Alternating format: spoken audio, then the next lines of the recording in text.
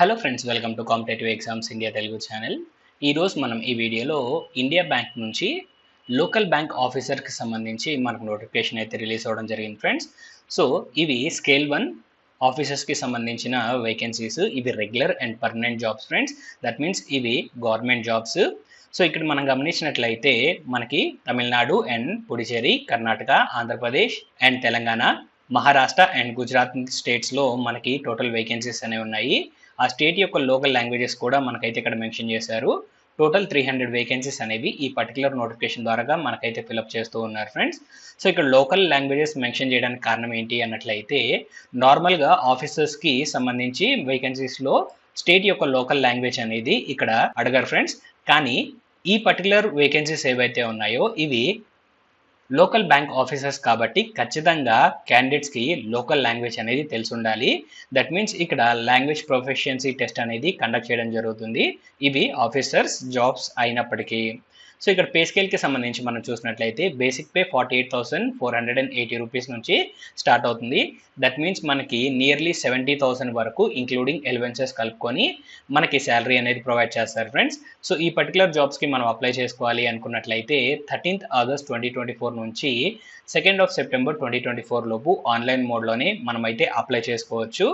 So మీరు apply చేసుకోవడానికి కావాల్సిన లింక్స్ అనేవి డిస్క్రిప్షన్లో ఉంటాయి ఫ్రెండ్స్. మీరు ఆ లింక్స్ ద్వారాగా ఈ జాబ్స్కి అయితే అప్లై చేసుకోవచ్చు.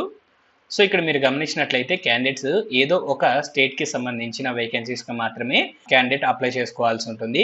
అండ్ క్యాండిడేట్కి ఖచ్చితంగా రీడ్, రైట్ అండ్ స్పీకింగ్ అనేది తెలిసి ఉండాలి స్టేట్ యొక్క లోకల్ లాంగ్వేజ్కి సంబంధించి ఫ్రెండ్స్. సో ఇంటర్వ్యూకి ముందు ఇక్కడైతే లాంగ్వేజ్ ప్రొఫిషియన్సీ టెస్ట్ అనేది కండక్ట్ చేస్తాము అని చెప్పేసి క్లియర్గా మనకైతే మెన్షన్ చేశారు. అండ్ నెక్స్ట్ మనం మూవ్ ఆన్ అయినట్లయితే ఎలిజిబిలిటీ కండిషన్స్ ఫ్రెండ్స్. సో ఇక్కడ ఈ నోటిఫికేషన్కి అప్లై చేసుకోవడానికి ఇండియన్ సిటిజన్స్ అయి ఉండాలి. అండ్ నెక్స్ట్ ఎడ్యుకేషన్ క్వాలిఫికేషన్కి సంబంధించి మనం చూసినట్లయితే మనకి ఇక్కడ ఎనీ డిగ్రీ అడుగుతున్నారు ఫ్రెండ్స్. ఏదైనా సరే డిగ్రీ అనేది పాస్ అవ్వాలి. అది 3 years డిగ్రీ అయినా పర్లేదు, 4 years డిగ్రీ అయినా పర్వాలేదు. కాకపోతే రికగ్నైజ్డ్ యూనివర్సిటీస్ అండ్ ఇన్స్టిట్యూషన్స్ ద్వారాగా మనమైతే పాస్ అయి ఉండాలి. And minimum age 20 years, maximum 30 years friends. So మన ఎడ్యుకేషన్ క్వాలిఫికేషన్ అనేది 1st of July 2024 లోపు మనమైతే ఖచ్చితంగా పాస్ అయి ఉండాలి ఫ్రెండ్స్. సో ఇది కట్ ఆఫ్ డేట్ అనమాట, ఏజ్ లిమిట్కి కానీ లేదా ఎడ్యుకేషన్ క్వాలిఫికేషన్కి సంబంధించి కానీ. సో ఈ జాబ్స్కి ఎలాంటి ఎక్స్పీరియన్స్ అనేది అడగడం లేదు ఫ్రెండ్స్. సో ఈ పాయింట్ గమనించండి. ఇవి స్కేల్ 1 ఆఫీసర్స్. అండ్ అలానే ఇక్కడ ఏజ్ రిలాక్సేషన్స్కి సంబంధించి మనం చూసినట్లయితే ఎస్సీ ఎస్టీ క్యాండిడేట్స్కి 5 years ఏజ్ రిలాక్సేషన్ ఉంది. ఓబీసీ క్యాండిడేట్స్కి 3 years age relaxation. Physically challenge క్యాండిడేట్స్కి 10 years వరకు ఏజ్ రిలాక్సేషన్ ఉంది. ఎక్స్ సర్వీస్ మెన్కి length of the service plus 5 years ఇక్కడ ఏజ్ రిలాక్సేషన్ ప్రొవైడ్ చేస్తున్నారు. అండ్ నెక్స్ట్ మనం మూవ్ ఆన్ అయినట్లయితే మనకి రిమైనింగ్ డీటెయిల్స్ ప్రొవైడ్ చేశారు. సో ఈ జాబ్స్కి ఫిజికల్లీ ఛాలెంజ్డ్ క్యాండిడేట్స్ కూడా అప్లై చేసుకోవచ్చు ఫ్రెండ్స్. సో ఈ పాయింట్ అనేది గమనించండి. అండ్ నెక్స్ట్ మనం మూవ్ ఆన్ అయినట్లయితే సెలక్షన్ ప్రొసీజర్కి సంబంధించిన డీటెయిల్స్ ఫ్రెండ్స్. సో ఇక్కడ సెలక్షన్ ప్రొసీజర్ 2 రకాలుగా ఉండే అవకాశం ఉంది. సో అప్లికేషన్స్ అనేవి తక్కువగా వచ్చినట్లయితే వచ్చిన అప్లికేషన్స్ని షార్ట్ లిస్ట్ చేసి డైరెక్ట్గా ఇంటర్వ్యూ అనేది కండక్ట్ చేస్తారు. ఇన్ కేస్ అప్లికేషన్స్ ఎక్కువగా ఉన్నట్లయితే ఫస్ట్ ఆన్లైన్ రిటర్న్ టెస్ట్ అనేది కండక్ట్ చేసి ఆ తర్వాత ఇంటర్వ్యూ అనేది కండక్ట్ చేస్తాము అని ఇక్కడ క్లియర్గా మెన్షన్ చేశారు.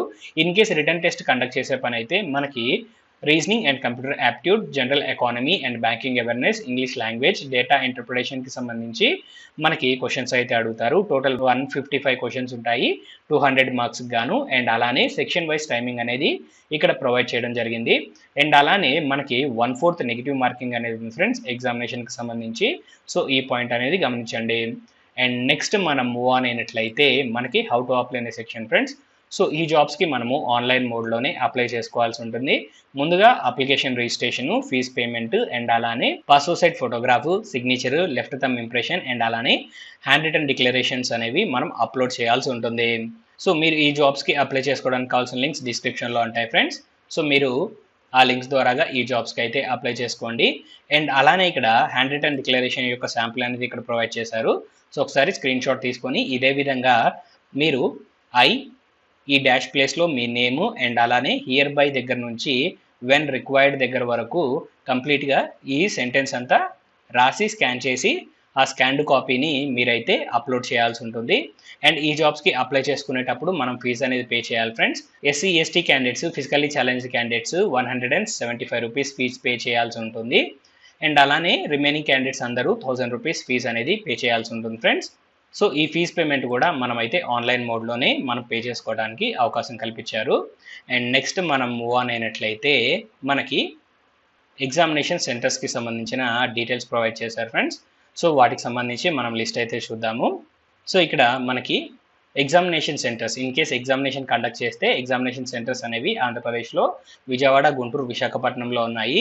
అండ్ తెలంగాణలో మనం గమనించినట్లయితే మనకి హైదరాబాద్ అండ్ సికింద్రాబాద్లో ఎగ్జామినేషన్ సెంటర్స్ ఉన్నాయి. సో ఈ జాబ్స్కి సంబంధించి కంప్లీట్ ఇన్ఫర్మేషన్ అనేది మీకు అందిందని ఆశిస్తున్నాను ఫ్రెండ్స్. ఈ వీడియో కనుక మీకు నచ్చినట్లయితే please like, share and subscribe to our channel. Thank you.